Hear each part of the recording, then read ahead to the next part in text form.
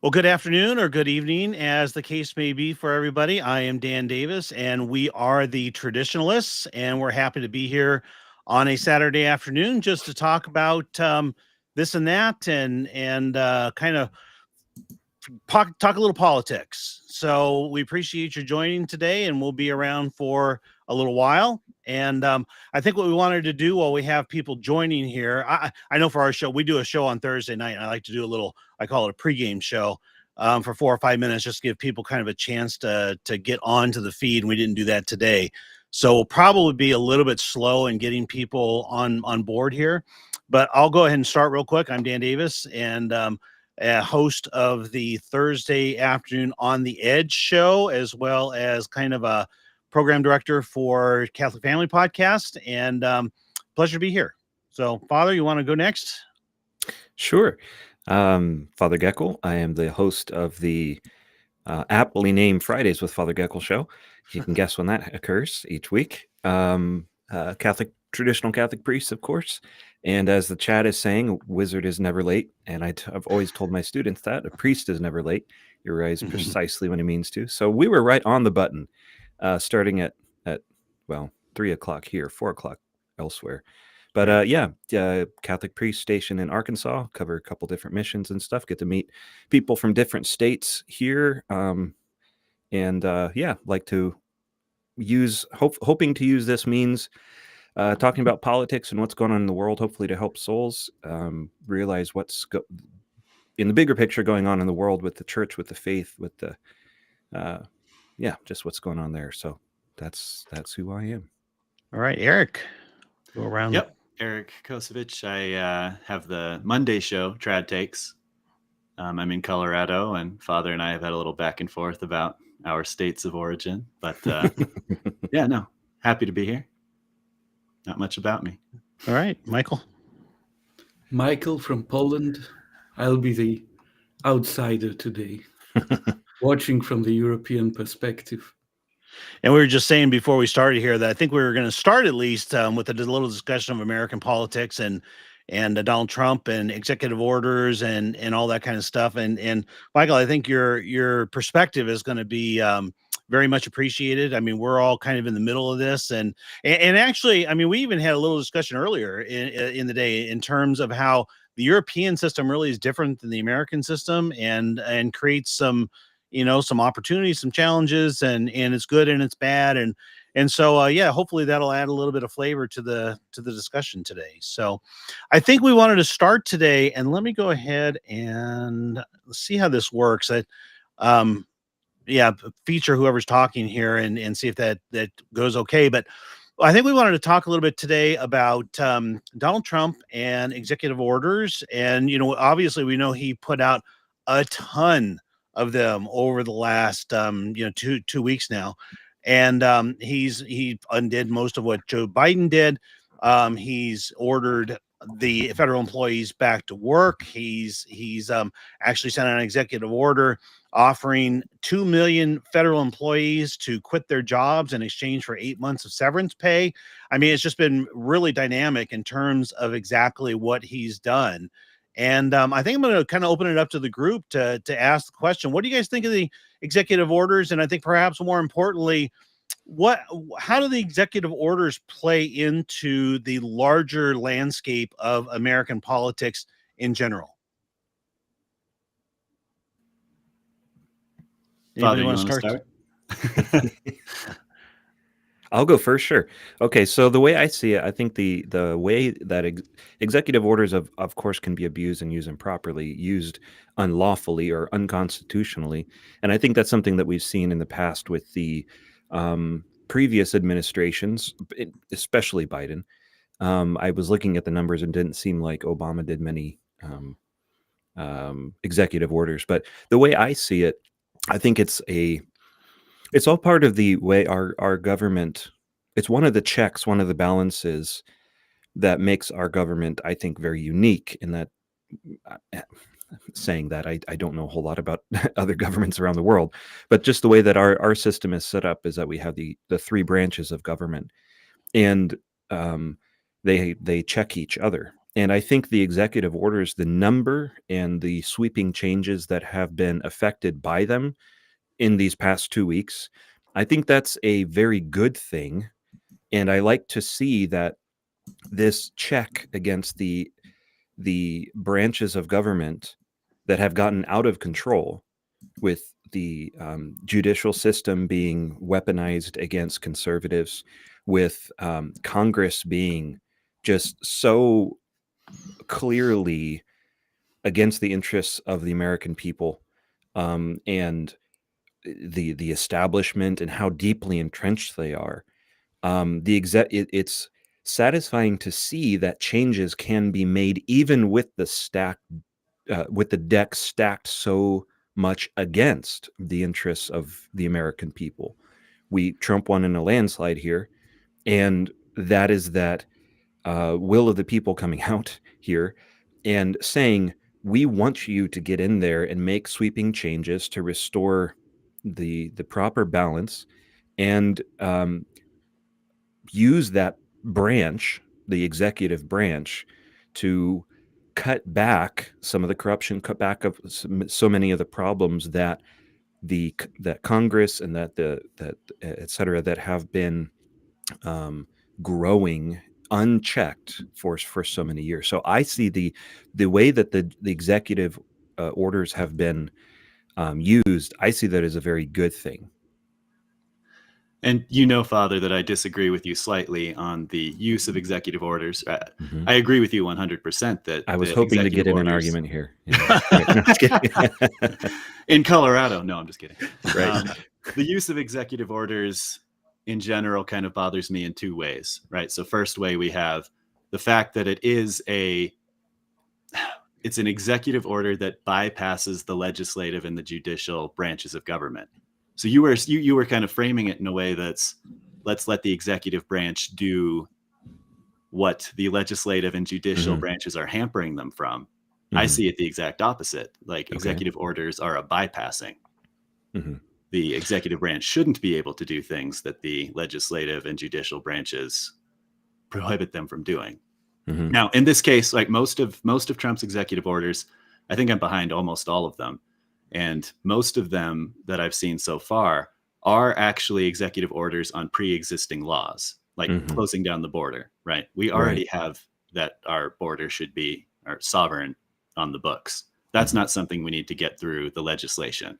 That's something that is proper for an executive order. But things like banning DEI, I think we have the House, we have the Senate, we have the popular opinion, we have the momentum. Now is the time to get these through legislatively also, so that in 2029, when a new president is sworn in, could very well be a Democrat, that they can't just be undone like Trump is undoing Biden's. So, well, those are just my pushbacks on you. Well, unfortunately, I think I agree with you. I don't disagree. Darn it! I was hoping we could get more animated here, but I agree with you. I agree that they need to be enshrined in law. But the way I see it, and you probably agree, the way I see it is that these executive orders are restoring the rights or protecting against breaches of the Constitution and of the law, restoring it immediately, fighting back immediately against the breaches of the law, the breaches of the Constitution that have been that the establishment has allowed to happen. Now, I agree that they should be enshrined more clearly into law. They need to be clarified and codified in this way. But how long is that going to take? How much time is that going to take? You're almost coming at it from like, we need to set the tone. Set the tone now, cut back the fat, make these changes now, because it's harming people, it's ruining people's lives, it's killing people, children and whatever. So it's doing all of this harm. And if we wait for the establishment, the entrenched politicians, to vote against their interests where they're getting paid for these things, it's not going to happen, or at least it'll take a long time to happen. And harm is being done now. I don't disagree. And I think one thing I would throw in here is that I know that one of the things I really kind of expected on day one, literally on January 20th, I made a prediction that Trump was going to put his big three tax items out there. So no tax on tips, no tax on overtime, no tax on Social Security, and at least two of them, no tax on tips, no tax on overtime, which would have been a big deal, but they were not his domain. Those tax law literally is the domain of Congress. Okay. I had a feeling, I really thought he was going to put that into an executive order as a means of basically putting it on the table to people, putting the expectation out there that this is coming, and then putting on the pressure on Congress to say, you'd better pass this or you're going to have a lot of upset people saying, why didn't you carry through on Trump's promise? But he resisted, and he didn't go there in that case. So I think there was one case at least where Trump even restrained a little bit, where he could have pushed on Congress, and he decided not to. So Michael, I got a nice comment here from in the comments here. If you got anything you want to add? Well, I can't talk about the specifics of the American system. I see the comment. Yeah. Hello, Christine. It's very nice to get some positive feedback. Yep.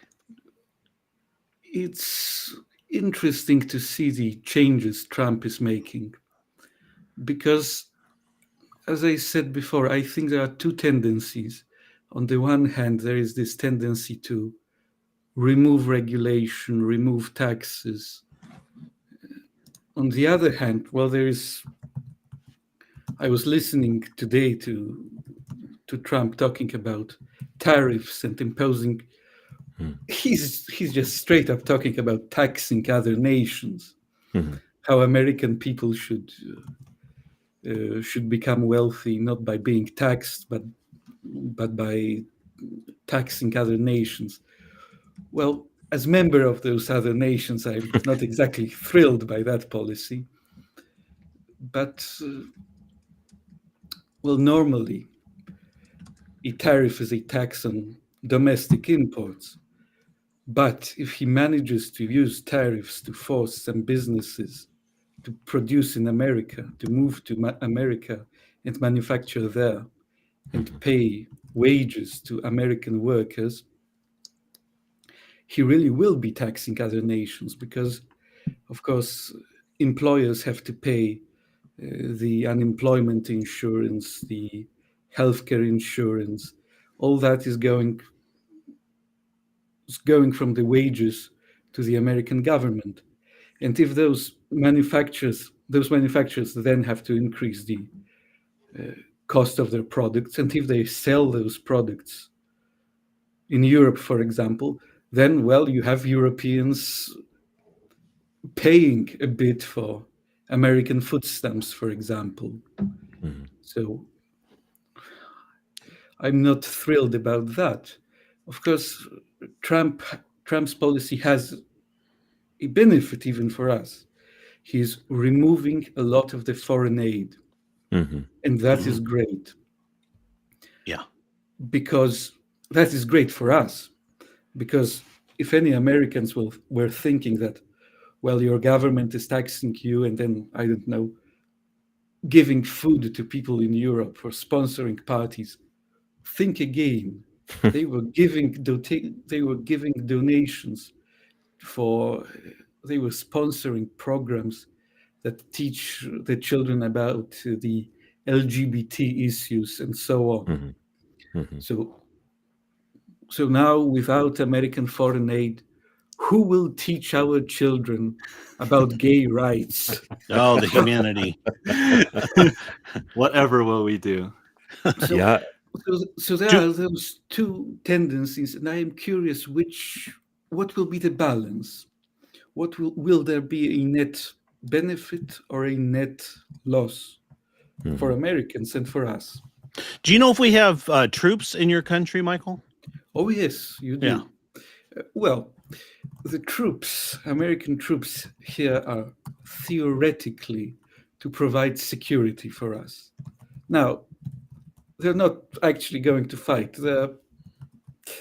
Well, let's say they are hostages. Well, not in the sense that we are going to do anything to them, but the basic idea is that they are somewhere in Poland. No one should theoretically know where. So if someone drops a bomb on us, well, they might kill the American troops, and then Americans will retaliate. And Oh, never even so thought of that. that's theoretically why they are here.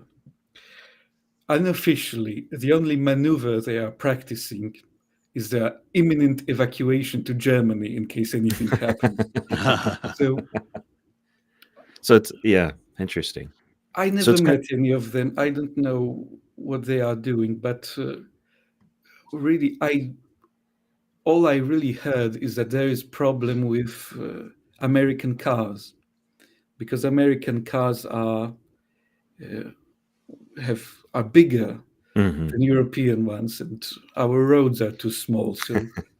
So probably Polish diplomacy should sit down with. If we had serious diplomacy, we should sit down with our American counterparts and tell them, look, we're buying a little bit of your military equipment.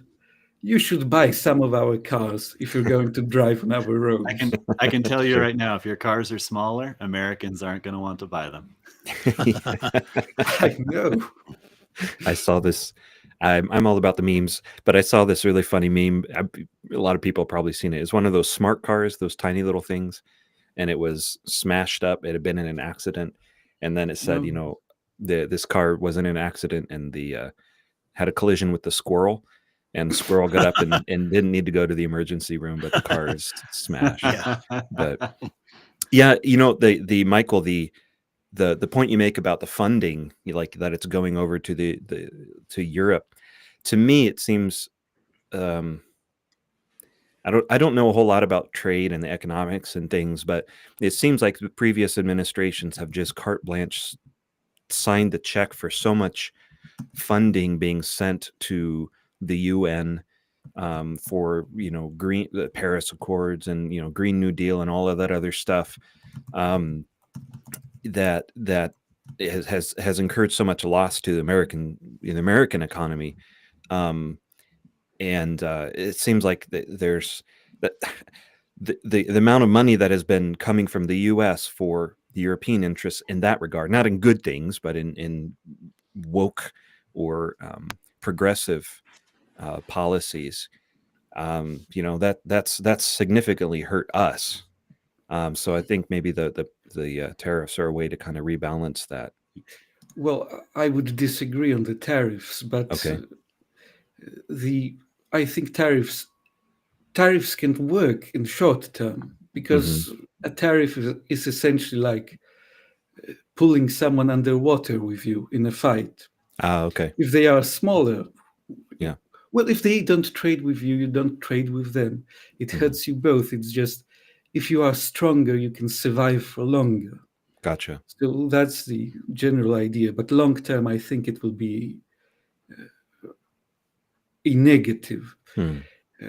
But the funding from America didn't really go to European interests. Sure. It's just it's American government spending money to advance its own agendas in other countries. Now, I fully acknowledge it is absolutely not in service of the American people. I have no doubt that the average American benefits absolutely nothing from most of what your government was doing here, but it was certainly used to the advantage of American businesses. I remember, for example, the American ambassador very much fighting in Poland for benefits and protections for American-owned TV stations. So, which are of course very left-wing. But it doesn't really help anyone except those leftist elites in America. Mhm. And this parasitic class here who use the money to teach children. I don't even want to say what Yeah, they're it's everywhere. teaching them. Yeah. Well, Yeah. it sure would be nice to see a little bit more of each nation investing in their own national interests instead of this globalist agenda and our people or our government over here having their paws into everything that's going on around the world. That's yeah. Speaking We of got a that, good Father, question from Mo Posner. yeah, exactly. One of the nice Mm. things about doing a live show like this is being able to sort of take the discussion where the viewers want it to go. And related to that, Father, about how much we should be involved in things that may or Yeah. may not be our problem. This is an interesting question. Yeah, I don't really know. I've got kind of mixed feelings about it because I don't like the idea of just the US just bombing people around the world. But if you have ISIS and these other terrorist groups, I don't know. I don't know. It makes me a little nervous. I don't like the idea of just, like I said, of just sending missiles and bombs around the world. But then again, we know what these terrorist organizations are doing. I think there's a level of prudence we have to take into consideration too, right? I'm all for not our problem, leave us alone. But at some point, if they start building up big and bigger and bigger, coalitions that are going to be against us, maybe there's a point where you have to preemptively or prudently, I guess, take out the instigators before a war can start. Yeah, and that's such a slippery slope. I mean, I know and it is, but I don't I think there's disagree. a I line mean, there. Yeah. yeah, exactly. We should do that, but at the same time, who defines who's a proactive threat, right? I mean, you get Kamala Harris or Joe Biden in there, and they're going to say, it's actually the traditional Catholics. It's Right. Father Geckel is really the proactive threat. We need to take him out, and so we do have to, I mean, have our best national interests in mind. Personally, I'm not a big fan of hunting down terrorist leaders if they haven't attacked the United States, but then is it their reasonable intent to attack the United States if they can? Then and the other thing I would say about ISIS and all that is that boy, these people just they didn't even exist under Clinton or George W. Bush, and then here comes Obama, and ISIS grows up big, and then Trump gets in office, and ISIS kind of dies out and disappears, and then Biden comes in, and they come back again. I mean, I wonder to what extent they're just kind of of an offshoot either of our weakness of our funding. I mean, that gets into conspiracy stuff, but I don't know. I think that might just be Donald Trump kind of cleaning things up as he gets into office here. I would like to add, if I may, that if I remember correctly, America is still the top military in the world. You are still spending, the budget for military is still, I think, equal to 5 next biggest spenders in the world. Mm-hmm. So I don't think you, at this point, have to be worried about someone attacking you. Now, terrorist activity is always possible, but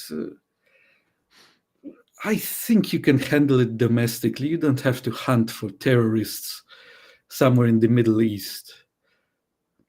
I think it can create more enemies than provide defense. But that's my opinion. I'm not sure. Yeah. There's so This much was that to your isn't point, understood. Dan. Oh, I'm sorry. No, you're okay. There's just so much that isn't understood, and especially with the different agendas of different parties or administrations. It's like I wouldn't have trusted anything that Biden and his corrupt, heads, secretaries, whatever else we're doing, or the FBI that we have had for how many years, or the CIA that we've had for so many years or decades. I wouldn't trust anything that they're doing. And to your earlier point, they have been funding these different terrorist organizations to bring down other governments that didn't have American interests at heart. I mean, that's not a conspiracy theory. It's just a matter of following the money. So with Trump in there, and with some of the different individuals that'll be running the intelligence agencies and the FBI and CIA, et cetera, I would trust them more. But I guess time will tell, I guess. Yeah. Hey, on this question here, hasn't the FBI already marked traditional Catholics as a potential target? Yes, absolutely. They did under Biden. I think it was Tulsi Gabbard, if I'm not mistaken, who I'm not sure if it was an answer to a question, it might have even been part of her opening comments that basically pointed this out as an abuse of the agency of the probably the FBI and the NIH and everybody who was involved with it. That was a shocking abuse of their power, and that one that they were just not going to allow, at least under the Trump administration. They called it out, explicitly, and said, no, this is not going to happen under our watch. Yeah. Josh Hawley was the senator who brought up that as an example of the abuses, and he did a really good job of laying how bad that memo was. Yeah. I've got a funny story relating to that. The Sunday after that happened, just a couple days after that news broke about the FBI, investigating traditional Latin mass centers. I have 3 masses on Sundays. My evening mass in Northwest Arkansas. We had that weekend, one of my parishioners in my main parish here came with me to help drive and just help me out there. And he's originally from Croatia, so he's a middle-aged man from Croatia. Definitely, obviously foreign, talks with a thick accent. Not super thick, but you can tell he's not American for sure. And just the way it happened was hilarious. We rent a chapel there. I go in to hear confessions, and he was kind of doing stuff, and then he came in later, and he's sitting in the back with a phone, charging his phone because he forgot his phone charger in the at home. So my parishioners there are looking back and seeing this guy from Croatia that they've never seen before, talking with an accent, with a phone and a cord, looking like he's recording something. And one of the men came up and was like, "Who are you?" It really looked like there was some suspicious activity going on there. My wife and my sister, where we were joking, this would make a great Hallmark movie, right? Traditional Catholic girl meets this FBI agent, and he kind of slowly comes around. Right. That's awesome. We had a weird one. We had a weird one in during COVID in Omaha, and the bishop in Omaha had been very, very tight about obeying the letter of the law. Now, he was not so great at the spirit of the law, so he was trying to get the sacraments to as many people as he can. So literally on Sundays, he would have mass in Omaha where it was forbidden to give out communion, and then go over the border into Iowa to distribute communion. And but during that time, we were limited to 10 people in the church. But then I think Father Borja found a little, workaround that said, okay, you can have 10 in the church and 10 in the choir loft and 10 downstairs and all that. So we had 40 or 50 people there. But we were sitting in the church at one point during COVID, and there were a couple, 2 or 3 folks come in that were very clearly, obviously government goons, for lack of a better word, just dressed like, they were somebody, we're here from the government and we are checking you out. And so I think that there was some real teeth behind what they were saying, as scary as it was. Mm-hmm. Yeah. And with if that administration had continued, I'm sure there would have been even more repercussions. The way they went after the J6ers, the way they went after abortion protesters. Yeah. Who knows what we could have had with another couple years of that. Yeah, absolutely scary. But the thing that Michael was saying earlier about the influence of the libertarian element and the just those 2 elements there, I thought that was kind of an interesting question or interesting topic. Yeah, Michael, did you want to frame that as a topic? We can discuss that until we get more comment. Sure. I think we can learn something from libertarians here because, well, the sane faction of them actually achieved something. Mm-hmm. They, first of all, got pardon for Ross Ulbricht, and they actually got a good working relationship with Trump and Kennedy. They raised a lot of money for Kennedy.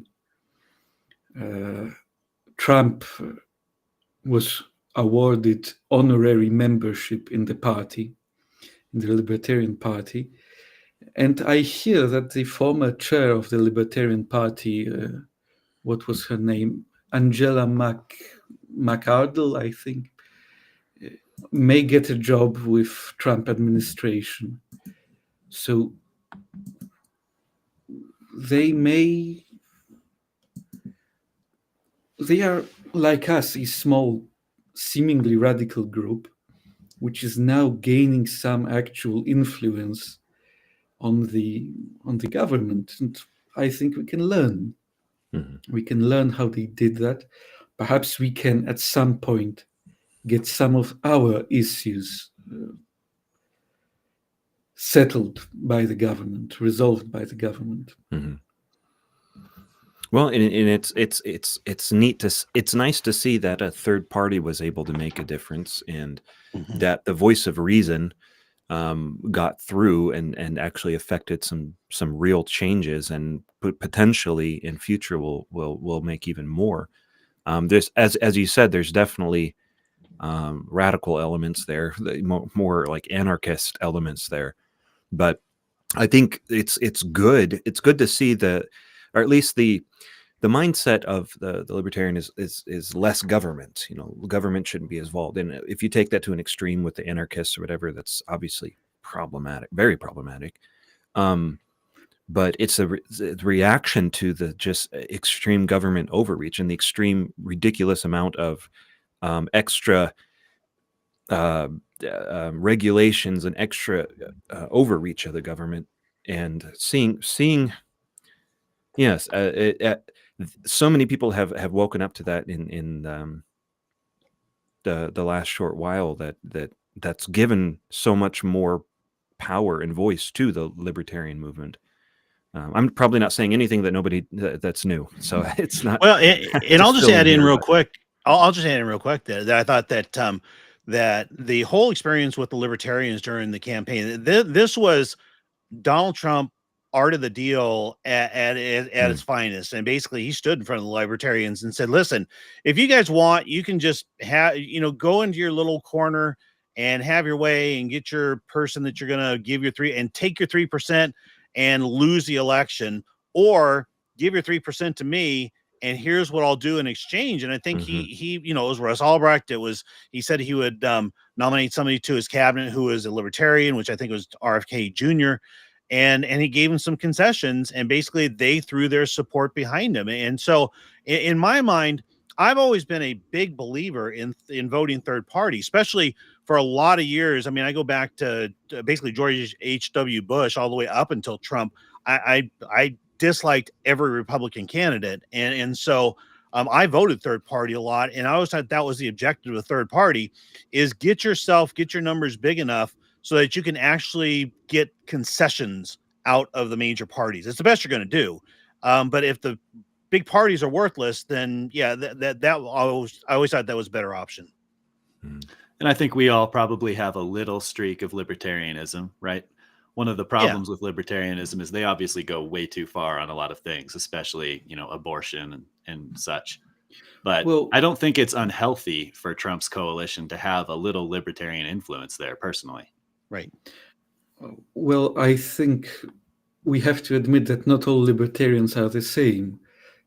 Sure. Yeah. Certainly, many of them are completely anti-abortion. They're probably the most diverse of the three parties, wouldn't you agree? Between Republican, Democrat, and Libertarians, they have so many different systems there.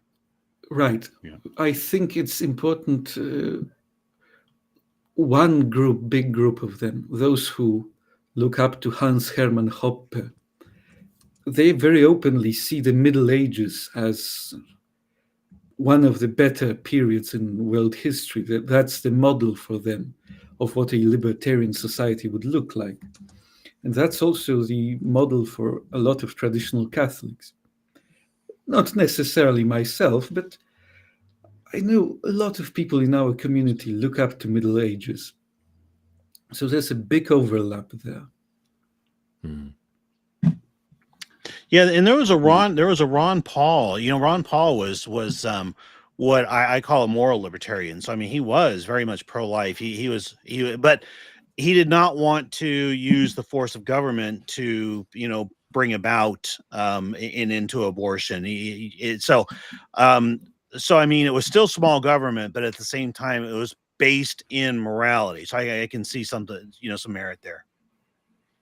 Yep. So Eric, I think we wanted to move on to do questions. we want to switch topics switch real up quick? here and talk about the 2 plane crashes. And I guess I'll go first. The one over DC. I've probably spent more mental brain power on this thing than it deserves, I suppose. But the whole thing is really kind of crazy. Number one, I think that any thoughts of the airline pilot being at fault at all? I think the airline and the pilots there were 100% not at fault.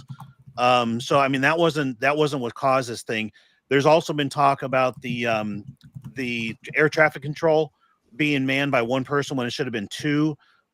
Maybe there's a little bit of fault there, but I still think when you watch these videos, it's crazy that you see this helicopter heading at the plane with plenty of time to change course and just didn't change course. And then there's also some evidence that same helicopter that it barely missed another plane.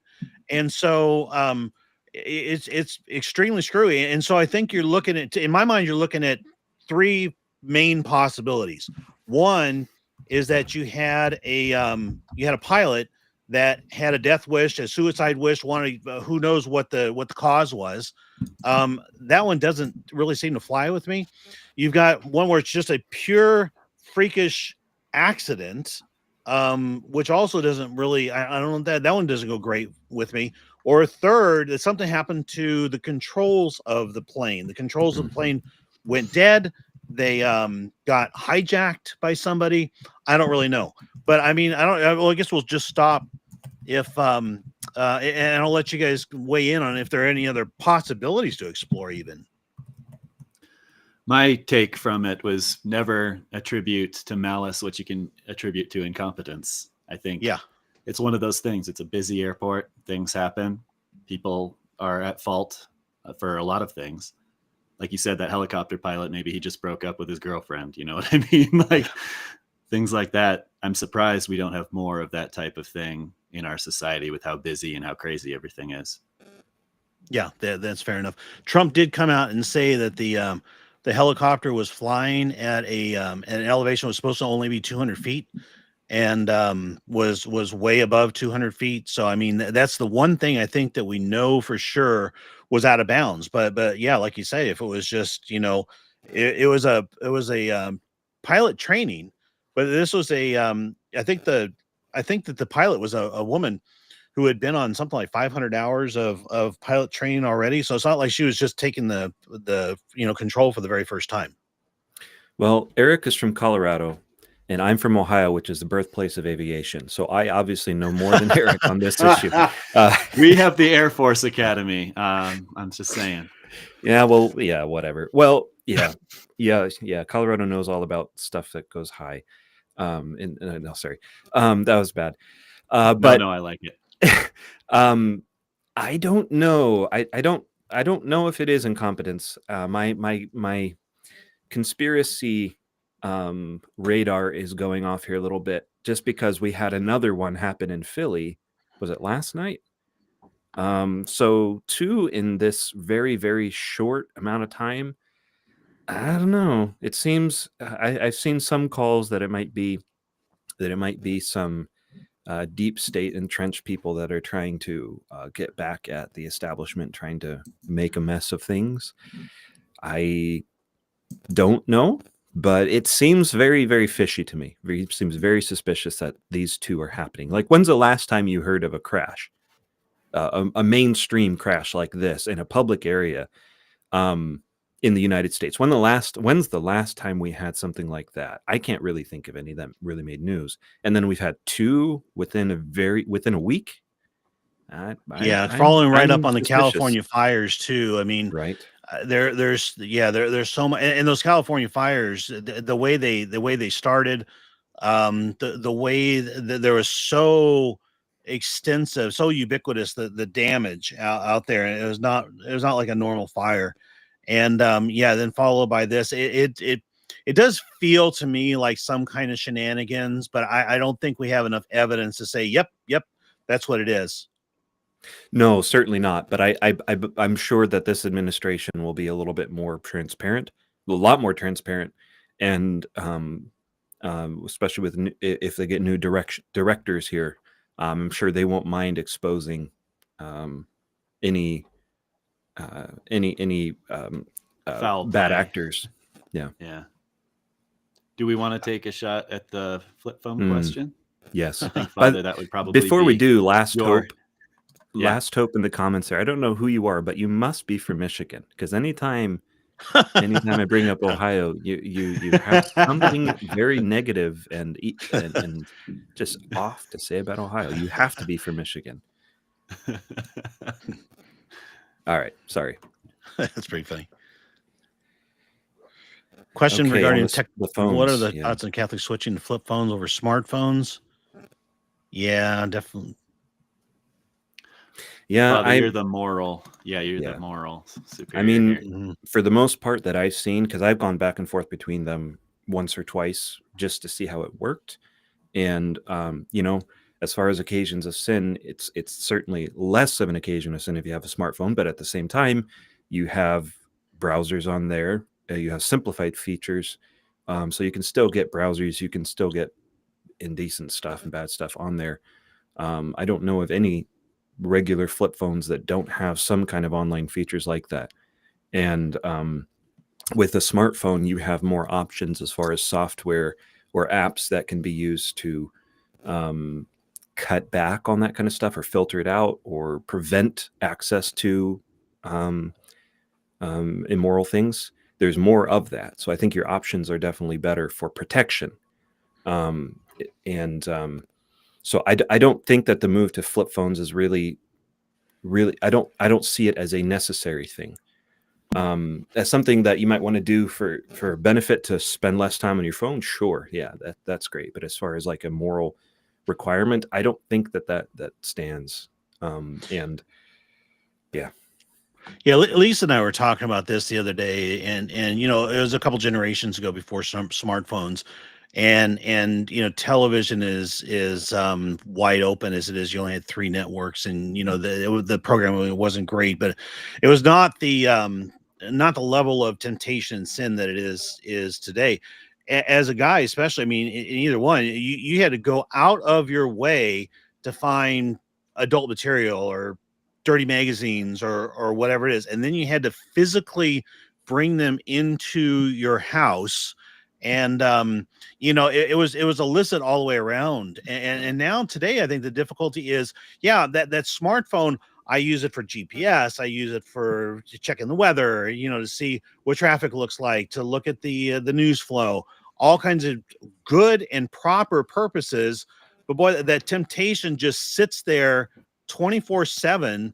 And I think we have to have a higher level of self-discipline, because it's there all the time. It never leaves. Absolutely. And I think it's a personal thing too, right? Some people may have more of a problem with it, and maybe they should think more strongly about the move if they need to for their spiritual life. But it's tough to do anything in this world anymore without it. How do you Google map your way somewhere now, right? I literally can't work. And here's a crazy story for you. I've got now I've got I've got like a fingerprint on there, and I've got 4 or 5 different applications at work that require they call it 2-factor authentication. So I have to authenticate. I do too. Through the computer and then through the phone as well. And I remember that my boss, when not now, but my old boss, when these was just coming through, he said, "Man, this is such a violation of my rights. I'm gonna have to go to HR and see, do I really need to do this?" Well, he was the same boss that sat there and told me that I was going to be fired for not taking the COVID vaccine. It's like, kind of like, come on, man, get your priorities straight. different standards.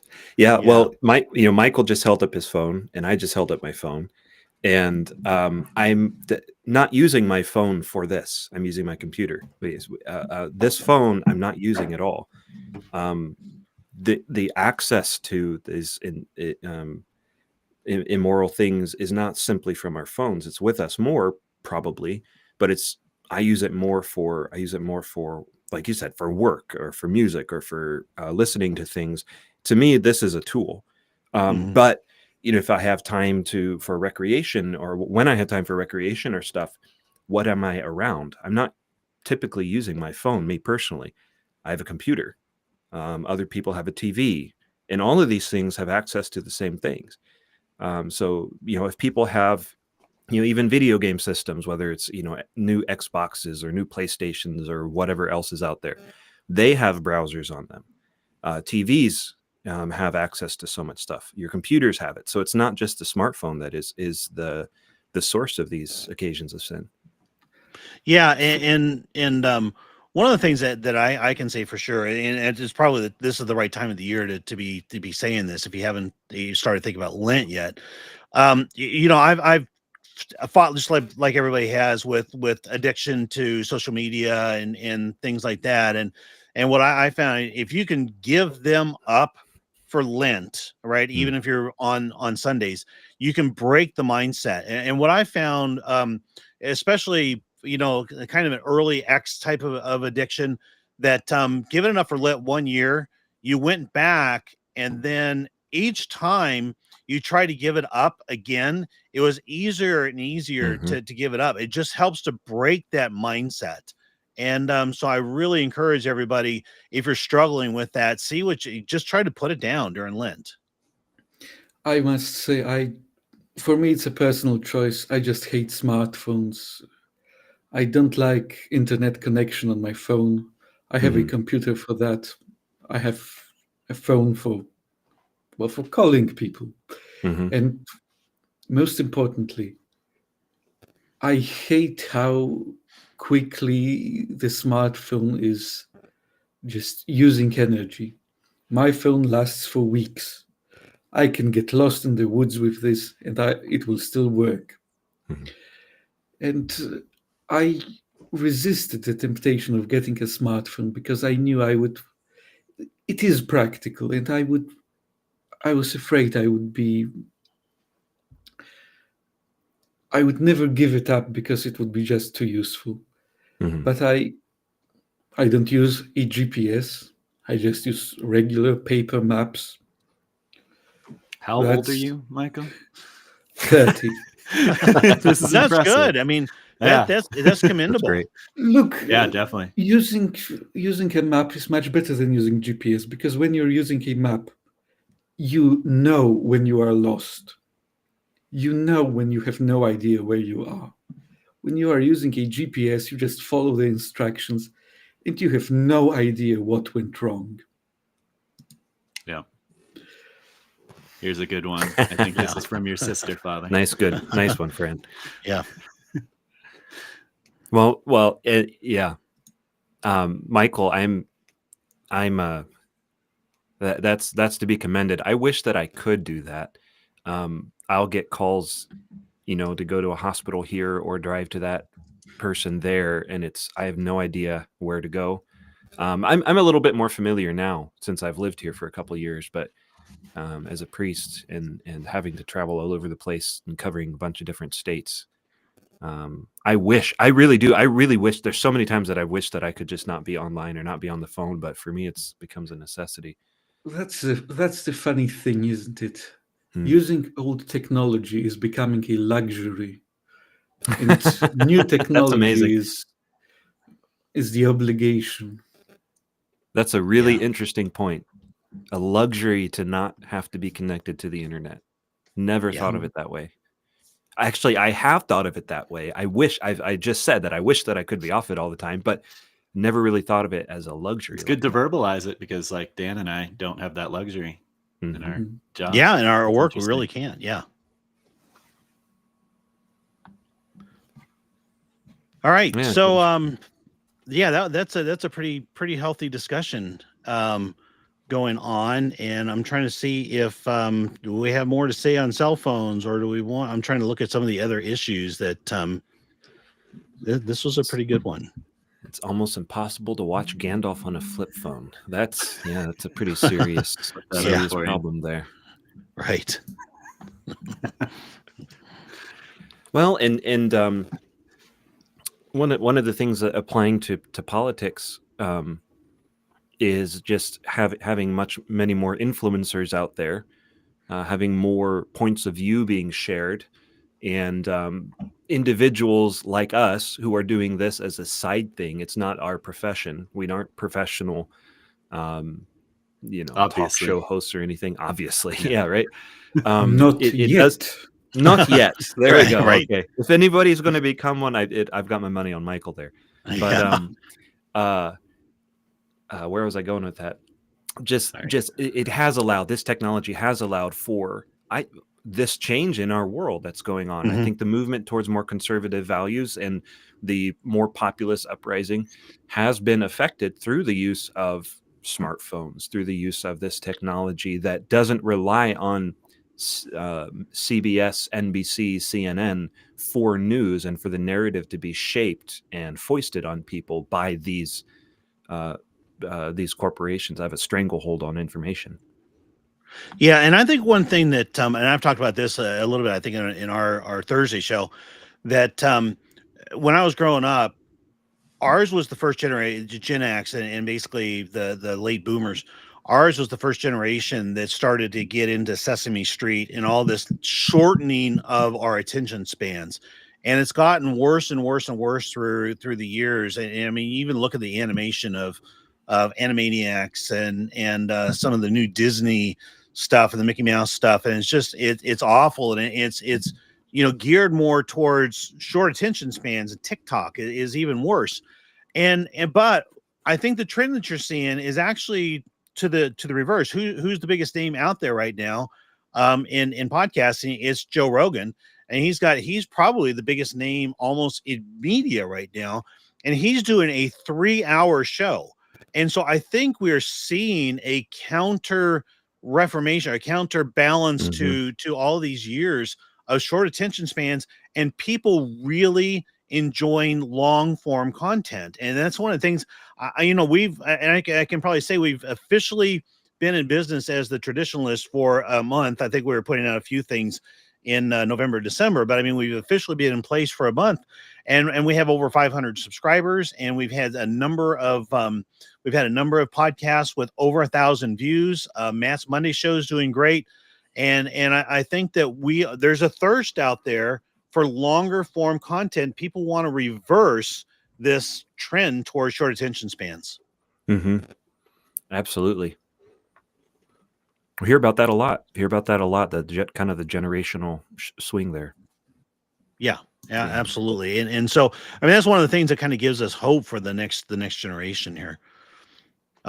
Trump versus military industrial complex. Any initial thoughts on that? Well, I can take a stab at it. I think it is pretty clear that Trump is the more peaceful option. He represents the interests of more manufacturing and other businesses. So I would assume the military-industrial complex will be sponsoring his rivals. But I think he offered them an olive branch. If I recall correctly, when he was talking about withdrawing the support for the military support for other countries, I think he mentioned that America will demand of its allies that they spend at least 5% of the budget on the army and the military. So I think that is also an olive. I wasn't prepared on this subject, so I may be misremembering. But if I remember correctly, I think that is an olive branch, because where are those countries going to spend that 5%?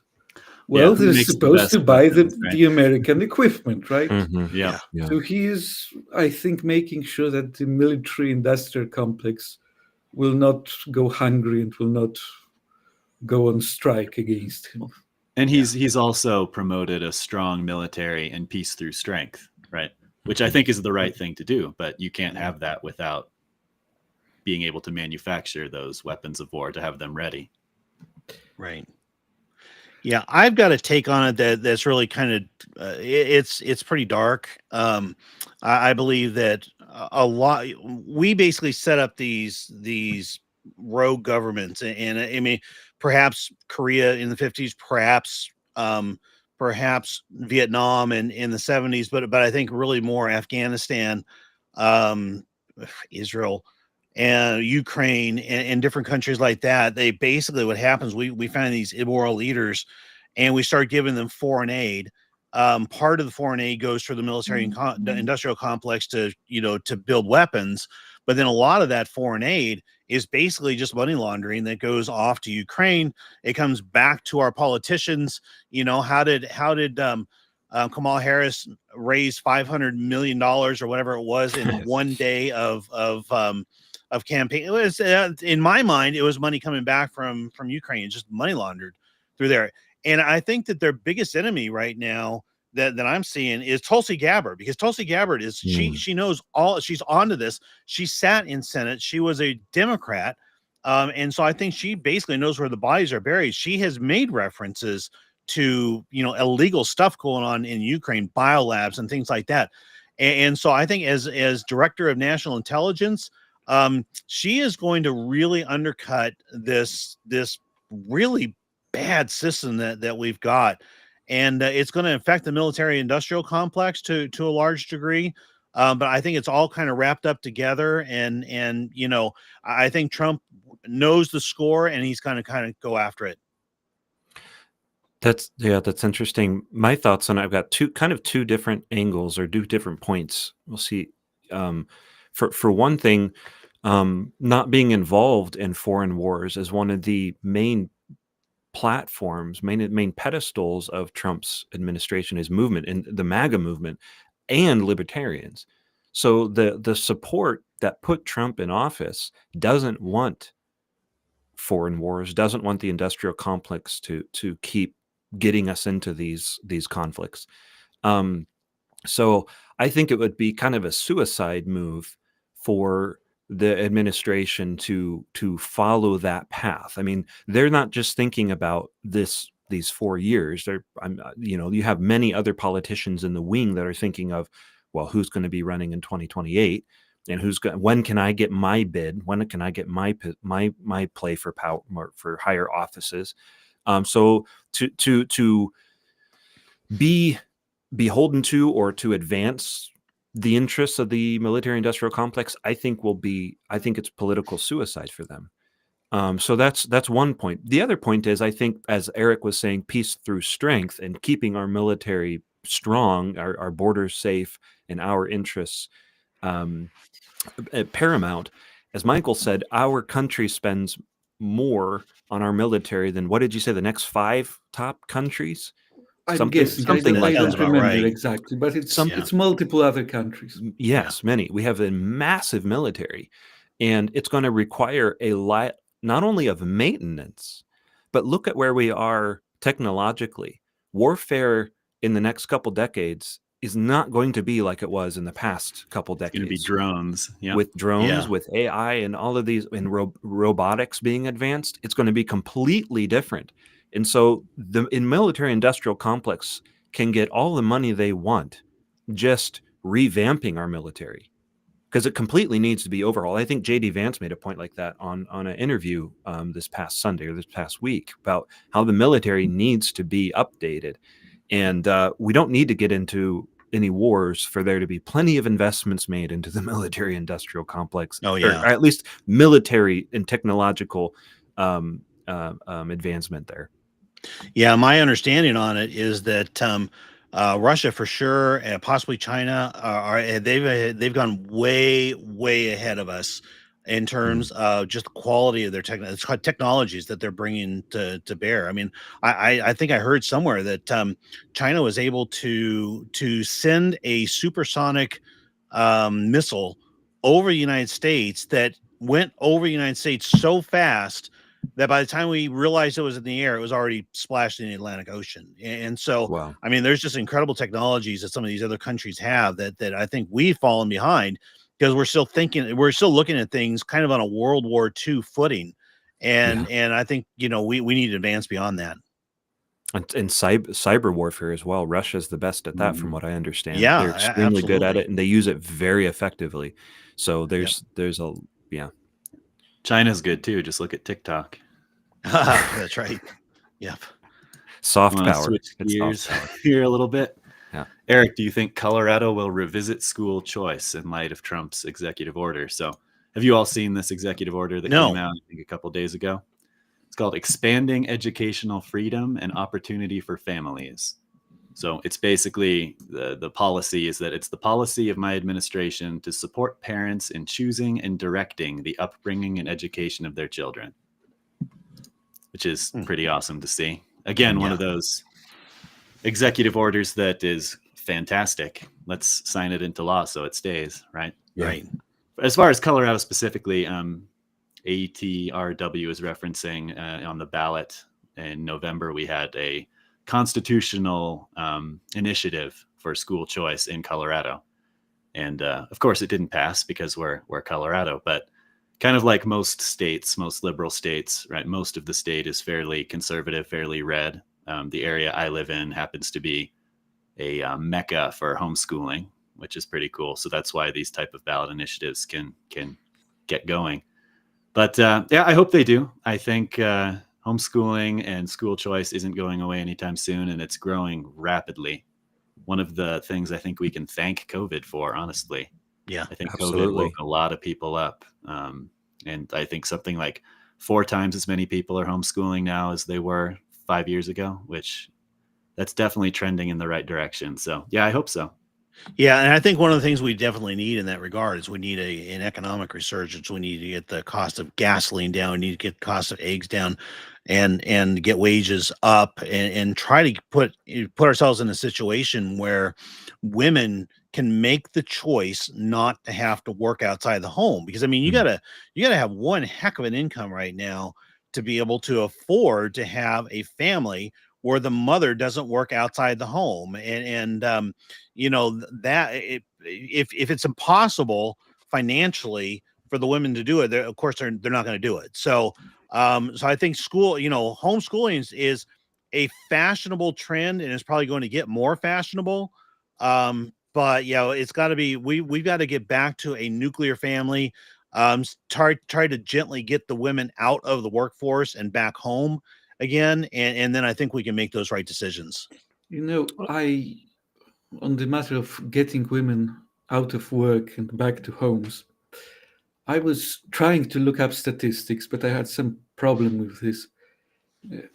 When you look at the cost of employment, the average cost of employment of a married man, his wage plus all the taxes and all the costs of his employer, and then you look at the actual wage that his wife receives, I have a sneaking suspicion that if you put what he receives minus the taxes and all of that, and what she receives minus the taxes, it will turn out that this is more or less the cost of employment of the married man. That is, I strongly suspect that the employers are paying a family wage to workers, but all the taxes, all the insurances are consuming so much that women have to go to work to make up the difference. Yeah, and the debt as well. Oh, I think it's also lifestyle choices too, right? I mean, men and women need to both work to be able to support a family. Well, what does that mean with a bunch of nice cars and a fancy TV and everything? Right. Yeah, the newest cell phones, the newest that. I remember seeing a YouTube short, I think it was, of this young mother getting challenged by this other feminist girl, being like, "Oh no, you're I think they're boyfriend or girlfriend, something like that. I don't know if they're husband and wife, sadly, but he was basically saying like my husband, he works at like a janitor, like he doesn't make much money, and we live in this tiny little house, and I'm proud of him. He doesn't make six figures, but I'm proud of him. He works hard. We're happy. We have I don't need a whole lot. It was just a really, really refreshing thing to see this woman fighting back against this feminist, telling her, you need better than that, and you should leave him because you're not getting enough. And it makes me think of this in Mountain View here. There's it's called the Ozark Folk Center, and they do all of these crafts from the 1800s. And one of the displays, you walk around outside, and one of the displays is an old cabin. There's an old cabin where a family of 7 lived, and it's like it's almost about the size of the room in which I'm recording here. They all slept in the same room. They had their kitchen there. They had their quote unquote dining room. They had their table there. Their life was in this tiny, tiny little cabin, 7 of them. And life wasn't easy. I'm sure it wasn't super comfortable, but I think happiness in the home, and the proper order of the family, and the protection of children from all of the evil influences, it's worth the sacrifice. It's worth the sacrifice. And if you're not living on the standard that you see all of these influencers online that are making tons of money, but don't have any real happiness or don't have any real success in their family or their life, I mean, which is more valuable? What's going to give more happiness, more peace in the home? I mean, certainly try for more success in that sphere, but Sure. yeah. But yeah, no, so I have coworkers who, they're mothers and they send their kid to daycare. And they effectively say that the salary that they bring in pays for the daycare for the kids. Yeah. Right? So their job is a net neutral. And so I always ask them, so why are you doing that? Why not just stay home with them? Because most of them agree. They're like, man, I wish I could just stay home with my kid. Yeah. But it's because they don't want that blank space on their resume. Right. So I think that, like, that, isn't that sad? Like, you work your life away, you don't raise your kid or kids because you think that you'll have this social stigma attached to being a mother for 10, 15, 18, whatever it is, years without a professional job. That's the stigma that we need to remove. Yeah. We shouldn't be trying to get women out of the workplace. We should be showing them that should be their not top priority if they're mothers or wives. Yeah. And really, I mean, I think this does go to the women that, and they've got to make it happen. But I can see, I mean, there is a certain fashionable aspect of staying home. It's a small percentage, I think, of them. And I think that's where feminism really needs to go. And it might just be a rejection of previous generations. But yeah, the idea that a woman's value, her actual, whatever, her value comes from being in the home and raising her children, and not from being in the workplace. That why would a woman want to be a man and compete in that world? And I see signs that the Gen Z is heading that direction, but it's we have to see if it plays out. Yeah, positive feminism, that would be pretty cool. Yeah. All right, do we want to go to another topic here? Father, you kind of had a podcast on this. Maybe you should take the lead. I have another question for the panel. What advice would you give for Catholics to achieve their goals this year? Well, one of the reasons I did that podcast was I really wanted somebody that knew something about achieving goals to talk about it. If you haven't seen that one, that episode with Dan Kramer was fantastic. Yeah. I think the main thing for achieving goals is self-discipline. It's what it all boils down to, what we're talking about: usage of cell phones and usage of technology and whatnot. The self-discipline is one of the things that you have control over. Your financial success, a lot of that's going to have to do with you, but it's also going to depend on other factors. Your spiritual growth depends on the grace of God, which will be available to you if you are disciplined and make the sacrifices required for it. So self-discipline is the thing that everyone can work on and improve on. And certainly, speaking for myself, that's something I must improve on and need to. Everyone can. And understanding that, I think, is one of the most important things to achieving any goals, is the goal of having mastery over yourself.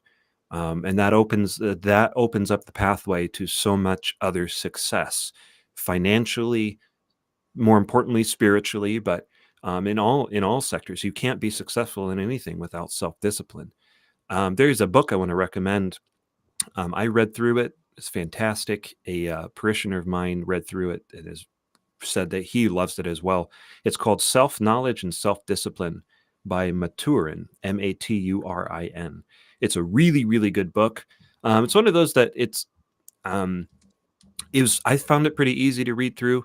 I just took a chapter a day, and it was pretty easy to read through, but it really opens your eyes to just how much improvement we can have in self-discipline. It talks about self-knowledge and self-discipline, but just it goes into it's by a priest. It's by a priest, so it's Catholic. It's not just looking at self-discipline from a temporal or secular standpoint. So it gets into the necessary elements there of the spiritual warfare and fallen human nature and the importance of grace and the sacraments. So it's a really, really good book I want to recommend. I'll put the name in the comments here so that you can look it up. I know we found it on eBay or Amazon, so you can find it out there. But reading that and trying to put some of that into practice would be something excellent for achieving goals this coming year. One of the things that you and Dan talked about on your podcast was he brought up the victim loop, or the victim mentality. Yes. Mm-hmm. That was really good to hear, because that's something that, I've heard it here and there, but hearing it from a traditionalist was kind of nice.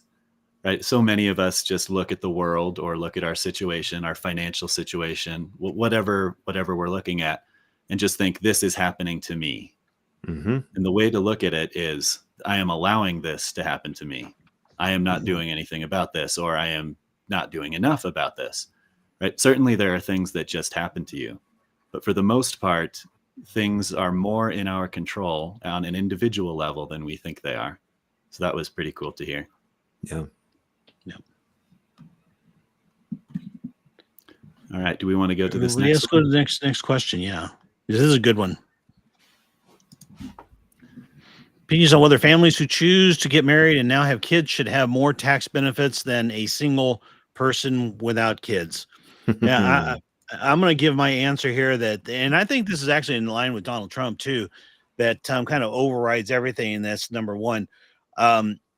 Basic rule of thumb in economics. I remember taking an economics class in college. We talked about this. If you want more of something, subsidize it. If you want less of something, tax it. Okay. So what do? We tax income, and we make that miserable. We don't really tax consumption. I think what you're going to see going on at a big picture level in the next couple of years is the income tax starting to fade away. Donald Trump's already starting to attack it, tax on tips, tax on overtime, tax on Social Security. I think he wants the income tax to go away, along with the Fed and some other things. But it's going to be replaced by a consumption tax, and as well as tariffs on other countries. And basically, we want less of something. What we want less of is consumption, because real wealth is a function of productivity and savings. Okay, what we've done in our country is we've turned that upside down, and we've said that our path to wealth is based on consumption and debt, and which is just flat out wrong. And so I do think that what we really want to do is we want to get rid of the income tax. And then it gets back to what Eric was saying, that you can keep all the income that you make as a single breadwinner, and we just don't spend much. And if you're not spending much, you're not paying the consumption taxes, right?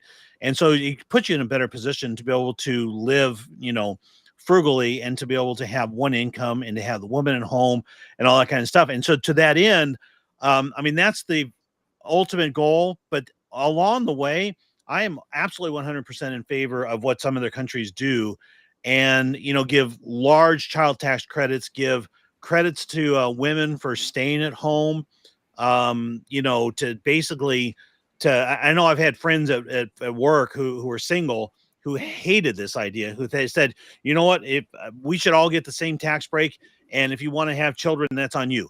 I don't agree with them at all. I think we should bias things. We want more families.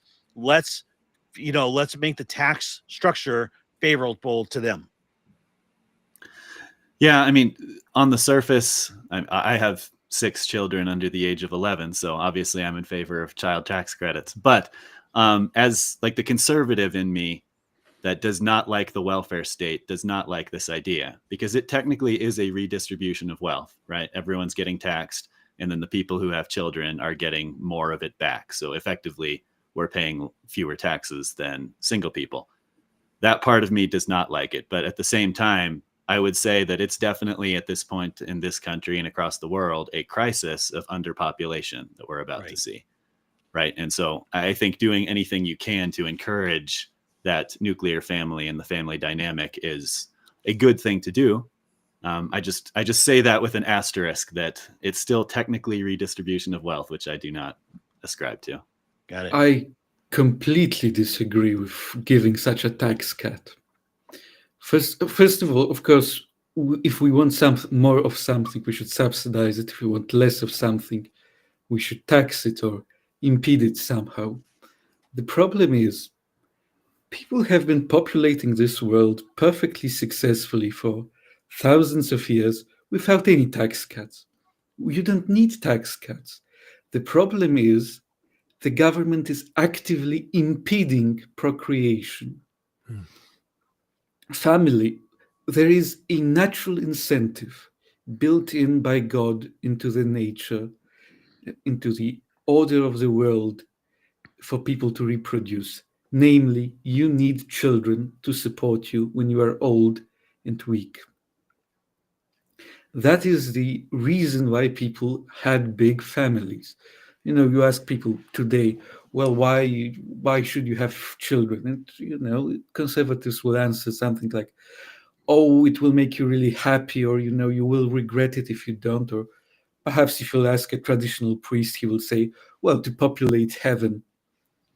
If you ask a person this question at any point in history, they'd simply say, because I need someone to take care of me when I'm old. And the government, by taking over this responsibility, seemingly taking it over, by giving out pensions to the old, by using social security, is destroying this natural incentive. If you have a runner in a race and you want him to win, you don't put shackles on him and then put a rocket on his back so he'll run faster. No, you just remove the shackles, remove social security, and let nature take its course. Let children again be the ordinary means of securing wealth for old age, and the extraordinary cases should be covered by charity, especially by religious orders. Yeah, It's a good take. The libertarian in me definitely likes that. Yeah, it'd be nice to see the government out of encouraging, or maybe not encouraging, but the word isn't coming to my mind here. But let me just give the example of how of a problem here in the U.S. I don't know if this happens in your country or elsewhere, but there are a lot of single mothers in certain demographics that will have many children from many different men because they don't have a stable home life. They are not stable themselves, and that's used as a means of getting a bigger check from the government that they predominantly use on drugs. You hear stories of these mothers that have 8 kids and they don't have a bed, they don't have food, they're just basically left to wander, but they're incentivized to have more children because they get a bigger check from the government.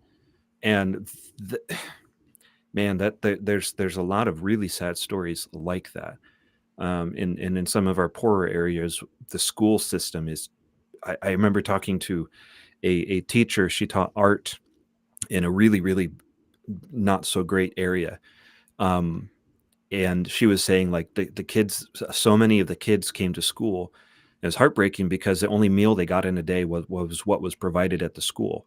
They came in and they were basically just dumped there, and the only somewhat order that they had in their home was at the school, at this awful public school.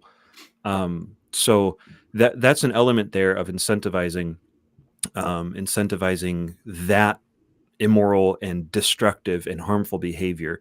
That's leading to how many criminals on the streets or in prison because they don't have a father, and continues this abuse. So I don't know what can be done in that area, but if there's going to be incentives of any form given, it should be for what will give stability and order and growth in the society, which would be the family. Yeah, and I mean, Dominic's asking the question here. While I agree with getting rid of Social Security, how would you actually do it? And why don't you get a little stab at that? Because I got a couple ideas here. One is to take away cash payments, right? So give them SNAP, give them, cards, and I've heard it said, if you want milk, if you want fruits, if you want vegetables, if you want ground beef, yeah, SNAP will pay for it. If you want Fritos, if you want cigarettes, if you want beer, get a job. Okay. And we're not going to pay for anything like that. So you got Section 8 housing, you got some other things where you can provide the basics for people, but take away cash payments. Now, the other one that I'm a big believer in, this is actually Vivek Ramaswamy was the one who really came out with this. He said, give children a DNA test, find out who their fathers are, and make it legally required that the fathers pay half of the child support. Right? That's a big part of the problem in the inner city that you're talking about. Father is that these fathers, they impregnate the women and just go about their way, and they have zero responsibility whatsoever.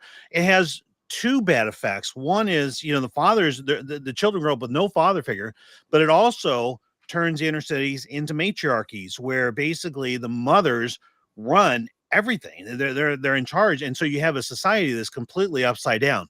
And I think that you don't just go cold turkey. I mean, you don't want children starving, but at the same time, I think you can roll it back and you can disincentivize the negative aspects of the big mess we got now. Well, I disagree a little bit with that first point. I don't want the government deciding what's necessary and what's not. Is giving to your church necessary? Is gasoline to get there necessary? That scares me. Yeah, good point. I agree with that. I have some ideas how to roll it back. Now, I admit I'm partial to just removing it one day and saying, it's gone, deal with it. Because, it's painful, but I don't know if it was a custom in America. Probably it was to cut off the tails of dogs. Guard dogs so they wouldn't wag them and wouldn't look happy. I bet that never happened over here. Dogs are more honored than children here, Yeah, right. Anyway, it used to be a custom in Poland. Certain breeds of dogs would have their tails cut. It's much more humane to cut the tail off all at once than to cut it day by day, piece by piece.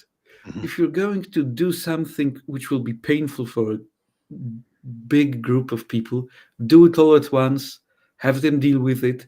Don't hurt them a little bit every year or every month. Mm-hmm. But if you're going to remove it slowly, well, a lot of it is just make it voluntary. Paying for your retirement fund. That should be completely voluntary, meaning people simply won't do it. Paying health insurance, any sort, should be completely voluntary. I don't quite know how everything on that works in America. You have, I think, very complicated system in healthcare right now. Yeah, it's ugly. But the slight problem is we have completely destroyed traditional institutions around 18th and 19th century. It used to be that great number of people were actually bound to work for a specific, well, let's say, baron or patroon or a slaveholder or haciendor or whatever the name was in the particular country, someone who was entitled to the work of a lot of people and was bound to take care of them if they needed something. We destroyed it and replaced it with welfare programs where people are dependent on the state. I think we need to somehow return to that old order. Historically, that order resulted from war. So I think how we return to that is a subject for another debate. But we can definitely remove a lot of welfare programs, food stamps. The old slogan of Rothbard: get people to work. It's their problem. If they need someone's charity, that's actually, I remember Novus Ordo priests in Poland once had, I don't know if they are still doing this, but they used to be very good on this. Homeless people would come to them and say, well, you're a priest, feed us, give us food, shelter, give us some charity. And the priests would say, okay, I will give you whatever you need. Just sweep the street or mow the lawn or do something for me. Do some sort of work. A lot of those people would simply walk away. Yes. Look for someone who will just give them things for free. Yeah. People who refuse to work and have to resort to begging or vagrancy or crime should simply be gathered from the streets by the police and put to work in, let's say, workhouses. I don't know at what point America removed that sort of system. I know that England, up to, I think, the 50s, had forced labor as punishment for crime. And vagrancy used to be a crime in many countries. So that's one way to remove welfare systems. Yeah. Yeah. Well, the libertarian elements of this discussion that's come out, it goes to the common sense notion that, or not a notion, it's proved everywhere by experience that the government is the least capable of taking care of anyone, and the least capable. So getting the government out of these programs and would be certainly ideal. And I think there's a better understanding of this for sure. And yeah, the victim mentality and the desire for free handouts and all that stuff is a major problem. I mean, how many of these homeless people, they have a place to go to. It's just they won't go to it because they want to be able to do alcohol and drugs, and they can't in the shelters and places that are provided. So there's just so many ways that these single mothers or the homeless people or all of these other drains on society that are getting funded and incentivized by the government. It's human nature. It's fallen human nature. It's people looking for something for nothing. So yep. Well, and I think with that, I think we're kind of up on time here, and I think we're going to kind of wrap up. And fantastic discussion, guys, all the way around. I really like. I mean, we actually kind of came in without much of an agenda at all in terms of what we want to talk about. And I think with these, especially with these panel discussions, really kind of like to rely on the chat in terms of driving the questions, and just really great questions today, everybody. Probably a quick reminder that we all do our individual shows. I know that our show On the Edge is on Thursday nights. Father Geckel does a Friday show. Michael, I think yours is on Saturday, right? Yes. Saturday, and then Eric, you're on Monday. Monday mornings, yeah. Monday mornings, yeah. And I think for as new as we are out there, we've only been at this about a month. I think we're getting a lot of great feedback. Everybody's really enjoying the shows. A lot of diversity, a lot of diverse, good Catholic content, guys. If we're going to kind of win the culture war, and we're going to take attention away from the Andrew Tates and the I can't remember the other guy's name even that I don't care for, but Good. try We to already took the attention away if you can't remember it. yeah, exactly. Yeah, good point. It's working.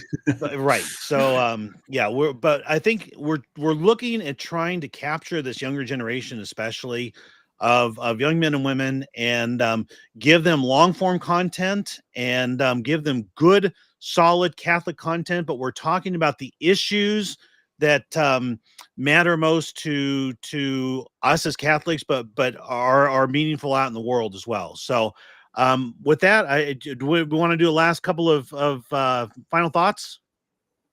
Michael, start with you. Well, I think it was a great discussion and in a way a jumping off point for perhaps future discussions or individual programs we can make to I don't know, develop certain thoughts more deeply. Yep. Eric. Yeah, no, I like being part of the Traditionalists, and I think one of the things that's nice is we have the unity of faith, but also diversity of opinions. Right. We've disagreed with each other several times, and probably some of the times when we didn't even have a chance to bring it up. And I think that's healthy, and I think that is great to keep us from just spinning in our own traditionalist echo chamber. Exactly. Yep. Father. Yeah, definitely. That's I was going to say much the same thing, that the church allows great latitude with regard to opinions and things that are of not a settled nature with regard to faith and morals, and looks at different avenues in which society can pursue for the good of mankind and to pursue their purpose, which is to glorify God and whatever. But it is really nice to have these different viewpoints, and I myself have found it something I've learned a good deal, and I enjoy looking at the different viewpoints, because as you said, Eric, it's just so easy to get into an echo chamber and just see things through a certain way and continue in that narrow-minded view. So it's definitely a great thing, and I'm glad we have these different viewpoints. Although Ohio is always going to be better than Colorado, and but no, okay, no, this is great. I really appreciate the chat. I really appreciate the chat today, and all of you for getting this going and keeping it going. It's been very, very, very good discussion. Yep. Thank you, everybody, and make sure we don't have a Patreon site or anything like that. But like I like to say, if you're looking to support the place like this, make sure you subscribe. Make sure you like. And if you want to give money to Father Geckel, he would be more than happy to take it from you. So until next time, we'll probably try to do this every few weeks or so, maybe once a month. We appreciate everybody being on, and God bless, and thank you for joining.